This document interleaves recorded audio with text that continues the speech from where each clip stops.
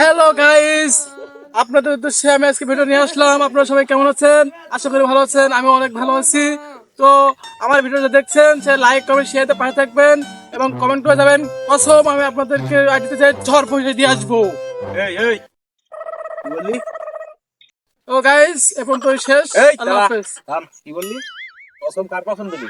না ভাই, এর কসম দিলি? এই একটা কসম দিচ্ছি এর কসম ভাই। দিলি আমি তুই? টিকটকার হ্যাঁ, আমি টিকটকার। তুই যে টিকটকার, তুই কসম দিলি কেন? এই তুই এই এই ধারা তোর ভালো দেবে, তুই তো কখনো তাদের আইডি দেখতে পারবি?